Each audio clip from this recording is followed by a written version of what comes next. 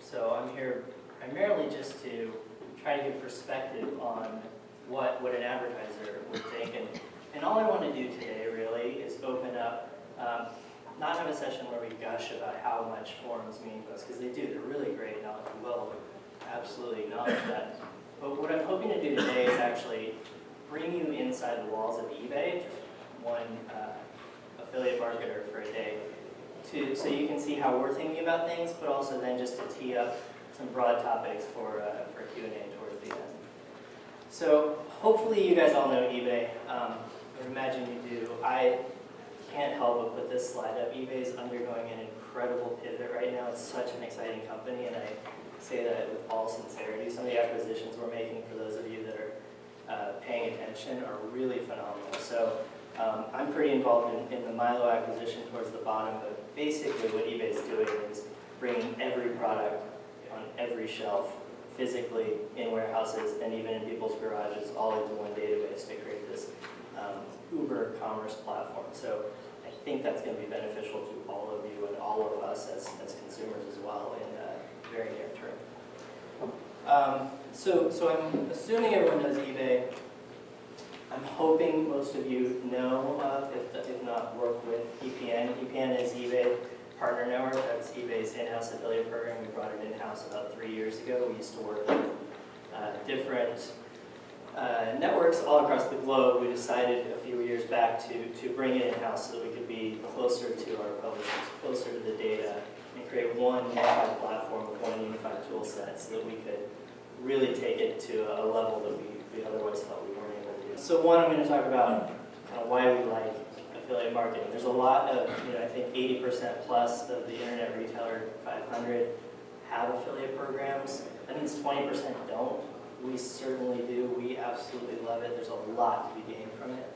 I'm going to tell you guys a little bit about the stress that I'm under as the director, the obligations I have to the company, just because I think sometimes we hear from folks who don't understand, for example, why EPN is so hard to get into, or don't understand some of the decisions we make around network quality. So I want to open that up as a topic in case anyone wants to go into that. And then I want to talk about the fun stuff. So I mentioned we went in-house from being on third-party networks a few years back, and that's allowed us to differentiate. And so really, I think it's fun to just talk about what we're trying to do at EPN, simply to be different, to be a better source of advertising inventory than other affiliate programs. And then lastly, if we succeed, what does that add up to? What does it look like if we get our wish, if we work hard, if we fulfill all of our goals? That adds up to what for eBay? Performance-based marketing. I mentioned before, we love this, right? And the word that keeps coming up again and again right now is authentic. So anytime we have a chance to engage with users in an authentic environment where real discussions are going on, whether it's a blog or a forum or anywhere in the funnel, if there's real engagement happening, it can be around serendipitous discovery. I think that's a really fantastic part of the funnel, but it can be around purpose-driven, I know exactly what I want. Dan mentioned sort of the intentful, you type a query into a search box, you land on a forum, you read this rich discussion. It really helps you decide either what exactly to buy or where to buy it.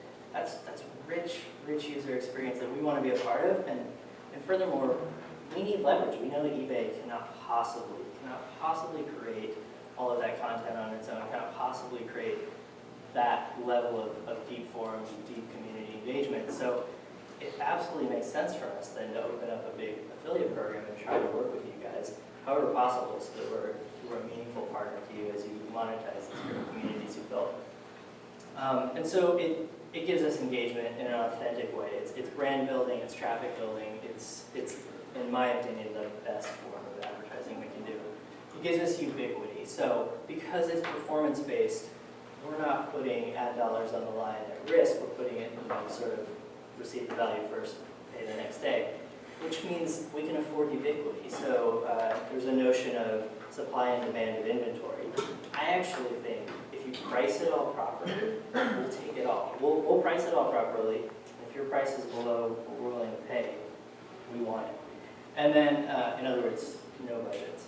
as long as the ROI is there. And then the last piece then is ROI with scale. So amongst marketing channels, if you wear your advertiser hat, the affiliate marketing channel is absolutely phenomenal. It is huge, and I think it's misunderstood by so many advertisers who are running, essentially they might have one dedicated person on their team who's then managing their CJ program. And that's such, for me, an underinvestment in what this can be.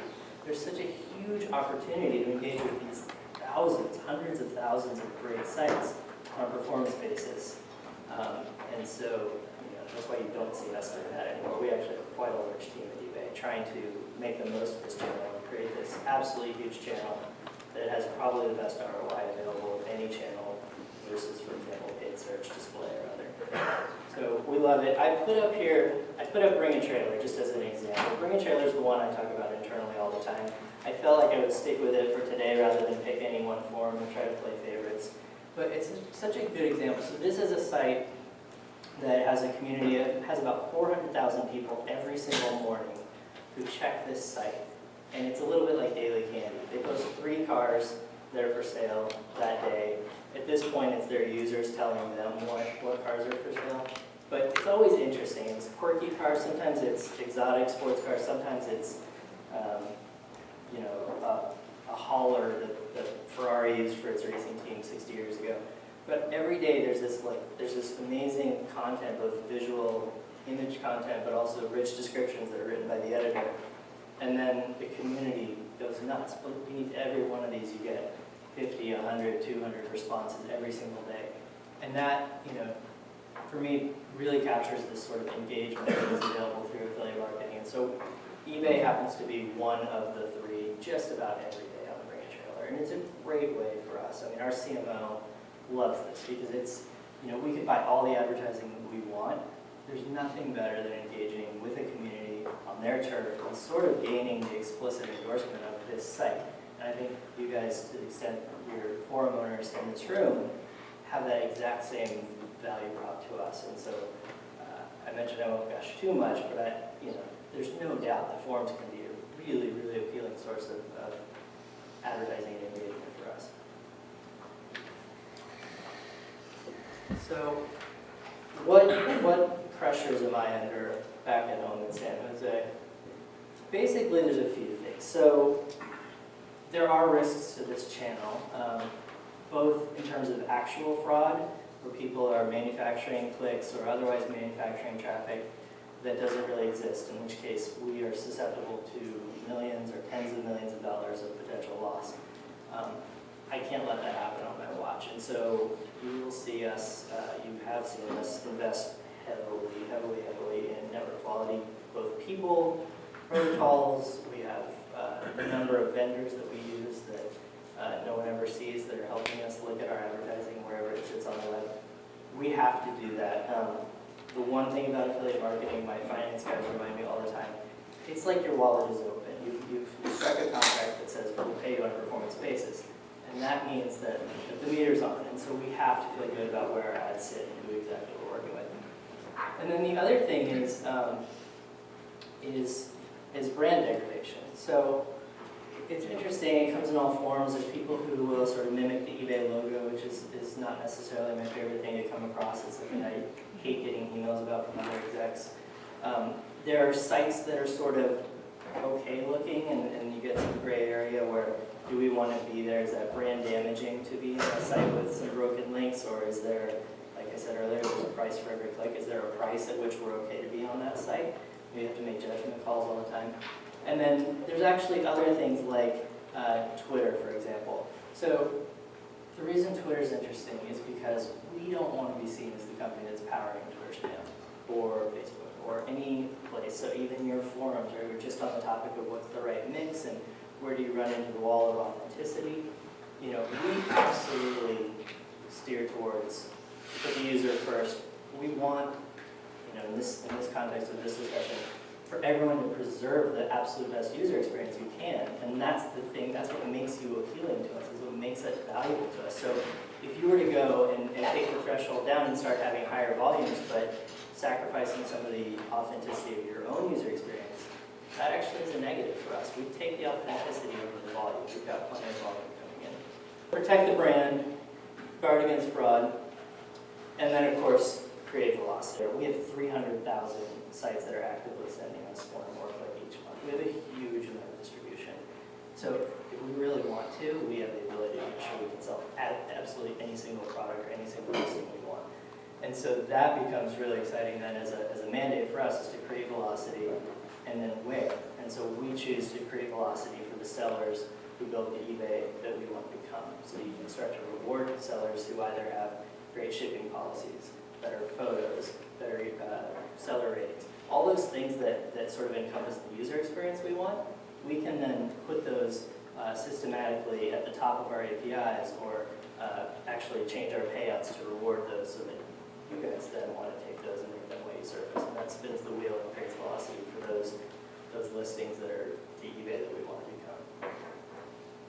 So those are the table stakes, right? Those are the things I have to do. I can't let the company be frauded. I can't let my CMO come across any terrible integrations that are brand degrading. And I have to take the considerable amount of resources we have and prove that we can generate a significant amount of velocity around the listings that we have.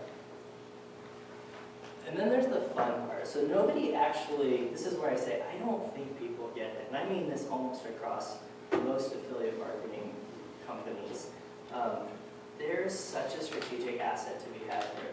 So if we are successful in creating ubiquity, if we can actually get it to where every single publisher decides, I love working with eBay because they're the easiest to work with, they offer me fair payouts or even better than fair payouts, I like my account manager, whatever the reason is, if we've got every site owner working with us, then we create this ubiquity for any consumer then migrating through a purchase funnel.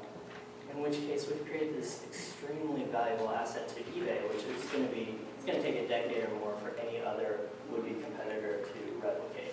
And as I mentioned, it's at pretty good ROI. So that's a huge asset to us. And we feel like as one of only a few companies that's taken it in-house and given this opportunity, the proper resources, we're really one of the only companies aggressively going after this. And so for me, it's just go hard, go fast, be everything we can be in this space. So what is it then? What is going hard, going fast, and being different in the space? Here's what it boils down to. So a few years back, we brought our programs in-house, and it changed everything for us. So what was interesting is if you outsource your program to, I'll say Commission Junction in the U.S., which was who we were working with in the U.S., but really any network, you can only be as good as that network in so many ways. You can't offer a differentiated user experience. You're not going to have a differentiated UI for them to work with. Their report set's going to be generic versus their other advertisers they're working with. The tools are going to be generic. You're going to be largely, as an advertiser, commoditized. And so again, if you think back to that slide a second ago, if you're actually trying to create ubiquity and to work with all publishers and be the publisher's preferred destination, how are you going to do that if you're working off of the same platform as everyone else? And so we brought it in-house. We built a huge team. We've really gone well beyond simply, displacing whatever resources we're getting from Commission Junction. We have a sizable team. It's global in nature. We're in 13 countries. And then beyond building the team and building the protocols, building all the new skill sets, we actually said, okay, we need something that is our North Star. And so we came up with this concept that we call free. And so if you're in our offices, to the point of try to bring you guys into the eBay offices for a day, what we talk about on a daily basis, and my team, I say it more than anyone, my team gets so sick of me saying, we use this word free, which is the notion that our value prop is basically based upon our relevance, the relevance of the ad inventory we offer, the ease of use of working with us, which hasn't always been that easy, I'll admit, and then earnings. So what is the earnings opportunity we offer? I feel like if we nail those three things, if we are absolutely the source of relevant ad inventory for you whenever it's product related, if we are offering the easiest to use platform, it's intuitive, it's easy to navigate, you know what's happening, and then last, if you feel like you're being compensated fairly or better than fairly, I feel like that's the winning combination. It's going to get folks to work with us over others. And so we got everyone pointed at those three pillars. Everyone's goals, every team, there's an owner, there's a person assigned to each of those three things. That's become our mantra in the last year. And everything we're doing is about winning on those three fronts. You mentioned, we were working off of other people's platforms before. We could only be as good as their dev teams. We've taken it in-house. Honestly, it's one of the hardest part of this. I don't think we realized how hard this was going to be to build all these tools. The point is, it's in our power now. And so this is custom banner, for example. This is our ad unit, which is infinitely customizable, both in terms of size, in terms of color schemes, in terms of, it's basically a wrapper that sits on top of any API and can surface anything. And we just need to build more and more rules into this little widget so that it can become highly relevant, bring all of eBay data in. And so this becomes a major frontier for us to invest in and further differentiate. But all in all, it's just, we've got to be the easiest to use platform, and I think that becomes a way for us to win. The challenge for us in the last 2 years has been first to try to explain what quality through pricing is, second to try to optimize on the back end what quality through pricing is, but then Rev 3, which is what we're working on right now, is creating a lot more transparency around quality through pricing. Because for me, you unwind all of the good stuff we're doing if you hide how people get paid. And people like to get paid, right? And like to know why they're getting paid, what they're getting paid, and like to understand how to optimize. And so you're going to see us put together a UI fairly soon that is going to show you the fundamentals of the algorithm. There will be things that won't be totally transparent. They're meant to be masked in order to prevent fraud. But they're going to be there to help you understand that, what we care about? We care about things like latency, the proximity from the click to the transaction. That matters to us. We have reasons we think that's a valuable data point. We care about take rate. So if you're a publisher that's doing a lot of daily deal stuff, it's great. It can be really good GMV, which is our sales, top-line sales, what we call that. But, a daily deal, your margin is close to zero. We really like to make money, and so we love it when you sell the products that have high take rate. UPI, unpaid items. Some publishers drive tons of traffic, and all of it gets paid. Others, for some reason, drive a lot of traffic where transactions get reversed out at an alarming rate. Should those two get paid the same?